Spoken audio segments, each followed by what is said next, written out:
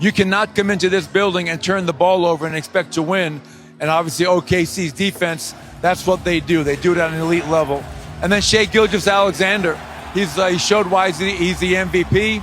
He took over in the second half, did so in a very efficient manner, and put the team on his back when they needed him to do so. What's up, sports talkers? Now, I told you guys this is what was going to happen.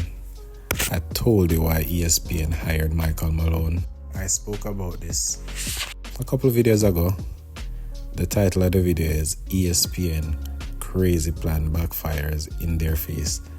And this was a video with me breaking down why they hired Michael Malone.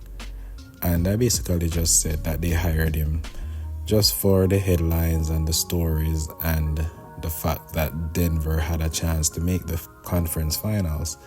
Now, Denver didn't make it to the finals, they got eliminated. So the plan of ESPN for him to be covering his old team failed. But what they're still doing is every time he makes any form of statement, they're going to spin it and say it's a slight or a diss towards Denver, which I don't know of Michael Malone having any ill will towards Denver. I mean, he might be salty because they fired him 3 games before the season ended, but he knew the situation that was happening within the ball club. So I don't think he's 100% mad about that, just because he's inside the locker room and knows the situation. Because the owners went ahead and fired him and the GM because they didn't want to pick a side between him and the GM, which you guys know he and the GM were feuding.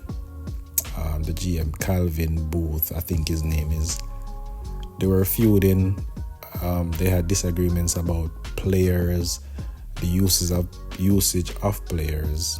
Calvin Booth wanted Michael Malone to use some of the rookies more, while Michael Malone liked using Westbrook and, Peyton Watson and certain other players. So they had a big disagreement, and the owner chose to fire both of them because he was just tired of the toxic environment. And I think Denver's season ended as soon as the coach was fired. Even though they made it to the conference semifinals, I don't think they had any chance to go any further. The season was already done for them. But anyways, let me know what you guys think about ESPN and their narrative pushing. I am out.